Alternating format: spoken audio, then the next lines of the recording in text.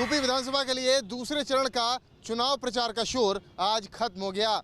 तमाम सियासी दलों ने अपने दिग्गज नेताओं को मैदान पे आखिरी दिन उतारते हुए तमाम जनसभाएं करी और अपनी अपनी पार्टी के लिए वोट मांगे। दूसरे चरण के लिए आज प्रचार का आखिरी दिन था और शाम 5 बजते ही चुनावी जिलों में प्रचार का शोर थम गया। यूपी में दूसरे चरण में 11 जिलों की 67 सीटों के लिए मतदान होना है। यूपी के मुरादाबाद, संभल, अमरोहा, पीलीभीत, शाहजहांपुर, बरेली, लखीमपुर समेत 11 जिलों में 15 फरवरी को वोट डाले जाएंगे। 11 फरवरी को हुए पहले चरण के लिए वोटरों में जबरदस्त उत्साह देखने को मिला था।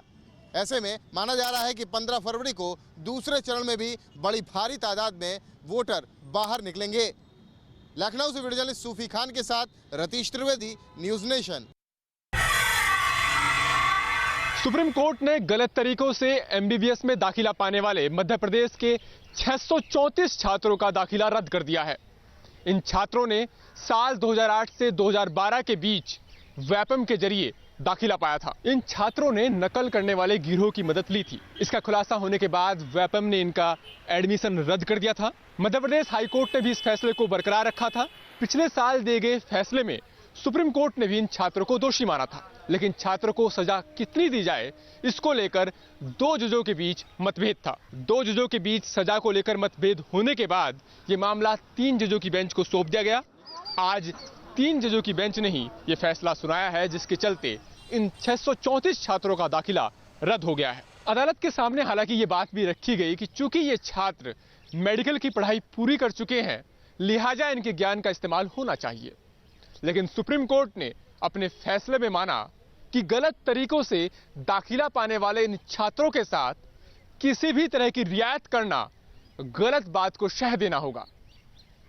वीडियो जर्नलिस्ट सत्या के साथ अरविंद सिंह, न्यूज नेशन, दिल्ली। नोटबंदी के बाद प्रधानमंत्री नरेंद्र मोदी ने अपने सभी मंत्रियों से मांगा उनके कामकाज का ब्यौरा। प्रधानमंत्री नरेंद्र मोदी ने अपने कैबिनेट मंत्रियों के साथ साथ इस बार राज्य मंत्रियों से भी उनके काम का रिपोर्ट कार्ड मांगा है। सूत्रों से मिली जानकारी के मुताबिक प्रधानमंत्री ऑफिस अपने मंत्रियों के कामकाज से संतुष्ट नहीं है और इस पर चिंता भी जाहिर की है। रिपोर्ट में मंत्रियों से पूछा गया है कि पिछले 3 महीने में उन्होंने कितने दौरे किए और नोटबंदी के बाद स्थिति को सामान्य करने के लिए उनके मंत्रालय के द्वारा क्या-क्या कदम उठाए गए। प्रधानमंत्री ऑफिस भी इस कवायद में अपनी तरफ से अलग अलग मंत्रालयों द्वारा किए गए कार्यों पर अपनी रिपोर्ट देगा। डिजिटल इकोनॉमी और नोटबंदी के बाद सरकार को इस बात की चिंता सता रही है कि 5 राज्यों में हो रहे विधानसभा चुनाव में सरकार के इस फैसले का जनता समर्थन करती है या नहीं। सूत्रों से मिली जानकारी के मुताबिक प्रधानमंत्री नरेंद्र मोदी ने इस काम की जिम्मेदारी नरेंद्र सिंह तोमर को सौंपी है। वीडियो जर्नलिस्ट अतुल के साथ रविकांत राय, न्यूज नेशन, दिल्ली। सुल्तानपुर के एसपी विधायक अरुण वर्मा पर रेप का आरोप लगाने वाली युवती की हत्या पर राजनीति गर्मा गई है और बीजेपी ने इस मामले की उच्च स्तरीय जांच कराने की मांग की है। करीब 3 साल पहले थाना जयसिंहपुर की चरमा गांव की रहने वाली युवती ने विधायक अरुण वर्मा और उसके साथियों पर सामूहिक दुष्कर्म का आरोप लगाया था और यह मामला हाईकोर्ट में भी चल रहा है, जिसकी अगली सुनवाई 21 फरवरी को होनी है। पिछले 2 दिन से यह युवती गायब थी और अब उसका शव गाँव की ही पंचायत भवन के पीछे मिला है और जिसके बाद अब राजनीति गर्मा गई है। मृतका के पिता का कहना है कि उनकी बेटी की हत्या विधायक और उनके साथियों ने करवाई है, इसलिए उन्होंने जयसिंहपुर थाने में हत्या की तहरीर दी है। वीडियो जर्नलिस्ट दीपक राणा के साथ नितिन उपाध्याय, न्यूज नेशन। दिल्ली की एक युवती ने इंसाफ की गुहार में अपने और अपनी मां के साथ हुए गैंगरेप के बारे में सोशल साइट्स पर पोस्ट कर दिया। उसके पोस्ट करते ही दिल्ली पुलिस में हड़कंप मच गया। पूरा मामला दिल्ली के जहांगीरपुरी इलाके का है। पीड़िता ने आरोप लगाया है कि पिछले साल दिसंबर के महीने में 4 लोगों ने उसके और उसकी मां के साथ गैंगरेप किया था। दरअसल पीड़िता की मां ने पिछले साल जुलाई के महीने में उसके भाई के इलाज के लिए एक महिला से ब्याज पर पैसे कर्ज लिए थे। कर्ज नहीं चुकाने पर कुछ लोग पूरे परिवार को लगातार धमकी दे रहे थे। आरोप है कि 4 लोग दिसंबर 2016 में पीड़िता की मां को उठा ले गए और उसके साथ गैंगरेप की वारदात को अंजाम दिया। गैंगरेप की वारदात को अंजाम देने वाले ये चारों आरोपी वहीं नहीं रुके और कुछ दिन के बाद से उन्होंने पीड़ित लड़की को भी उठा लिया और उसके साथ एक सुनसान जगह पर ले जाकर गैंगरेप की वारदात को अंजाम दिया। पीड़ित परिवार का आरोप है कि आरोपी उन्हें लगातार धमकियां दे रहे हैं। हालांकि इस पूरे मामले में 2 आरोपियों को पहले ही गिरफ्तार किया जा चुका है। पुलिस का कहना है कि बाकी 2 बचे आरोपियों को जल्द ही गिरफ्तार कर लिया जाएगा। वीडियो जर्नलिस्ट राकेश रावत के साथ रिजवान आरिफ, न्यूज़ नेशन, दिल्ली। कर्नाटक विधानसभा में कंबला के समर्थन में बिल पास। बहसों की दौड़ कंबला को अब कर्नाटक सरकार से हरी झंडी मिल गई है। आज कर्नाटक विधानसभा में कंबला के समर्थन में पेश की गई बिल पर चर्चा हुई और बिल को पास किया गया। बीजेपी और जेडीएस ने भी बिल का समर्थन किया।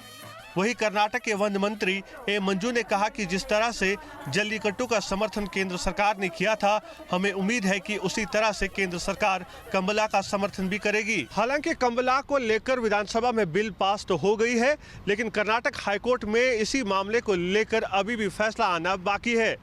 वीडियो जर्नलिस्ट मधु के साथ यासर मुश्ताक, न्यूज़ नेशन, बेंगलुरु। भारत में पकड़े गए नकली नोटों और नकली नोटों को लाने वाले पैटर्न की गहन जांच के बाद एनआईए ने दी गंभीर रिपोर्ट। नोटबंदी के बाद पाकिस्तान से बांग्लादेश बॉर्डर के रास्ते भारत में आने वाले नकली नोटों के सीजर के आधार पर एनआईए ने एक रिपोर्ट दी है। इस रिपोर्ट के मुताबिक पाकिस्तान से आने वाले नकली नोटों का तस्करों ने जनवरी से ही ट्रायल शुरू कर दिया था। इस ट्रायल के बाद धीरे धीरे नोटों की क्वालिटी सुधारी गई और नकली नोटों को पंप करने की तादाद भी बढ़ा दी गई। रिपोर्ट के मुताबिक नकली नोट छापने वालों ने 2000 के नोट में 17 में से 11 सुरक्षा फीचर्स कॉपी कर लिए हैं और ऐसे ही चलता रहा तो एजेंसियों के लिए आने वाले दिनों में नकली नोटों की पहचान कर पकड़ना मुश्किल हो जाएगा। एनआईए की इस रिपोर्ट को सभी एजेंसीज के साथ साझा किया गया है। साथ ही नकली नोटों से डील करने वाली सभी सुरक्षा एजेंसीज को रिजर्व बैंक ऑफ इंडिया नकली नोटों को पहचानने की विशेष ट्रेनिंग भी देगा। वीडियो जर्नलिस्ट गौरव अरोड़ा के साथ रुमान उल्ला खान, न्यूज़ नेशन, दिल्ली। 2000 और 500 के नए नोटों की पाकिस्तान से होने वाली तस्करी को रोकने के लिए सरकार तैयार कर रही है प्लान। बॉर्डर पर तैनात बीएसएफ के अधिकारियों को आरबीआई से दी जाएगी ट्रेनिंग। 22 जनवरी को मालदा से 2000 के नकली नोटों के साथ पियारुल शेख को गिरफ्तार किया गया था। ये नोट एक हाई क्वालिटी स्कैन कॉपी था।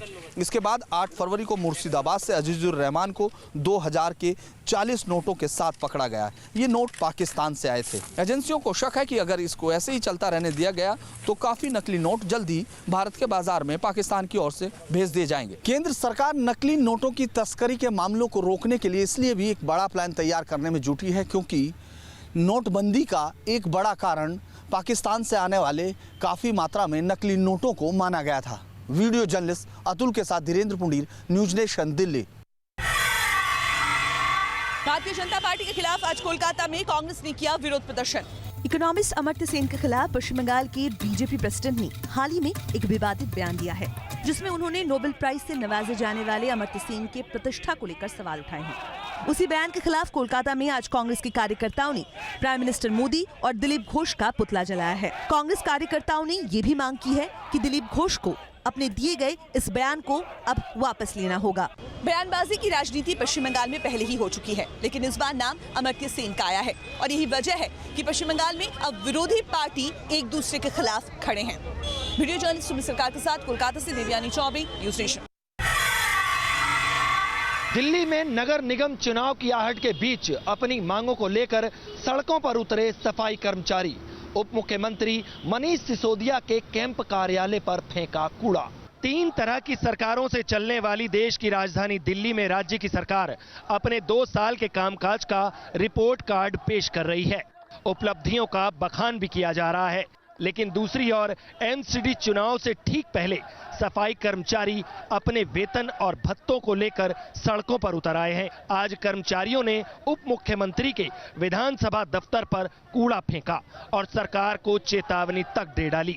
दिल्ली पिछले कुछ महीनों में कई बार कूड़ा हो चुकी है। हालांकि पिछली बार कोर्ट ने इस समस्या से राहत तो जरूर दिलाई थी, लेकिन पुख्ता तौर पर इस दिक्कत का समाधान अभी तक नहीं हो पाया है। वीडियो जर्नलिस्ट देव कुमार चौबे के साथ सूरज अरोड़ा, न्यूज़ नेशन, दिल्ली।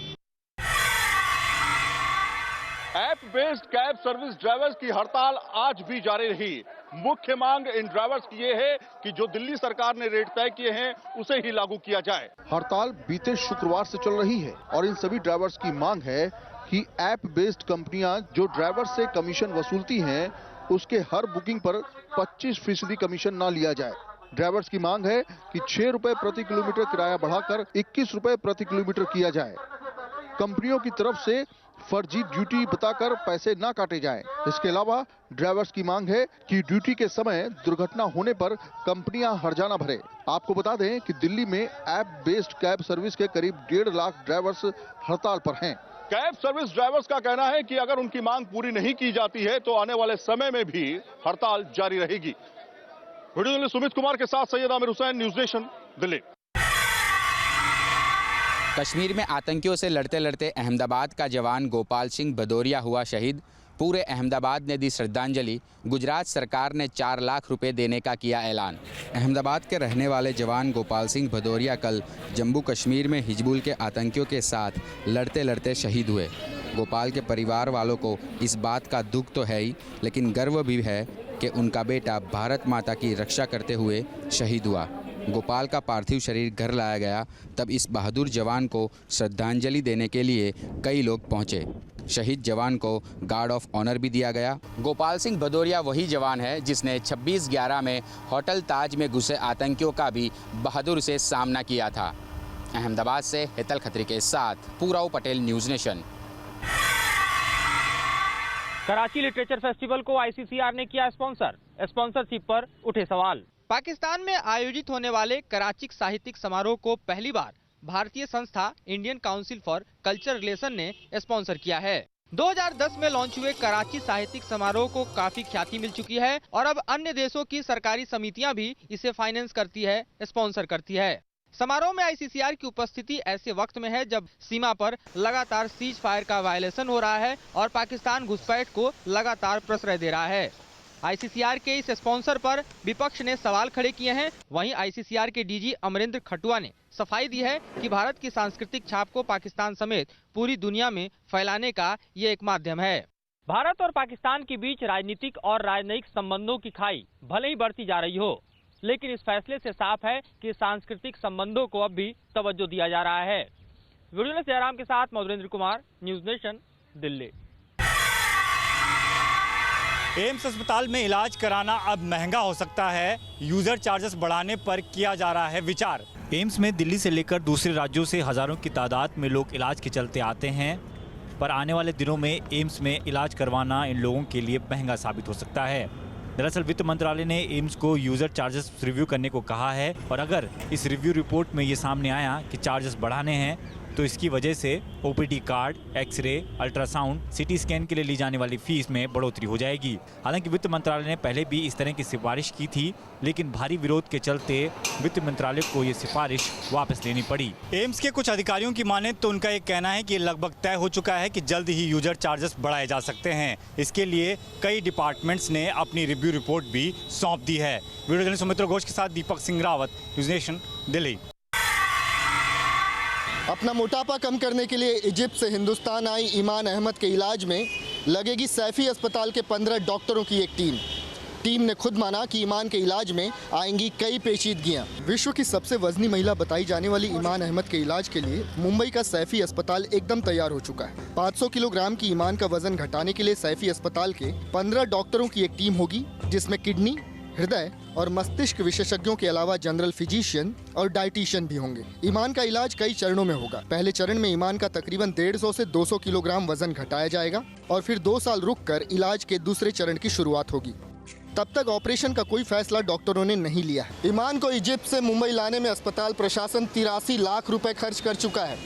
ईमान यहाँ पर तकरीबन 6 महीना रहेंगी और इस दरमियान उनके इलाज पर होने वाले खर्च के लिए अस्पताल ने आम लोगों से आर्थिक अनुदान की अपील की है। वीडियो जर्नलिस्ट राजेश के साथ विकास श्रीवास्तव, न्यूज़ नेशन, मुंबई।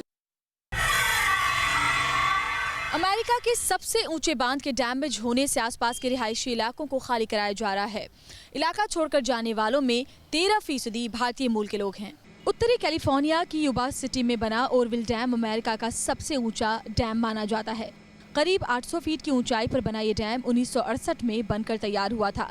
बांध के टूटने की आशंका से आसपास रहने वाले लोगों को एहतियातन वहां से हटा दिया गया है। यहाँ 13% आबादी भारतीय मूल के लोगों की है, जिन्हें अपना घर बार छोड़कर यहाँ से जाना पड़ा है। दरअसल बांध में एक बड़ा छेद हो जाने के बाद इसके टूटने का खतरा पैदा हो गया है। डैम से लगातार पानी रिस रहा है और जल्दी इस रिसाव को नहीं रोका गया तो बड़ी तबाही का खतरा पैदा हो सकता है। वीडियो जर्नलिस्ट अनिल शर्मा के साथ श्वेता श्रीवास्तव, न्यूज़ नेशन।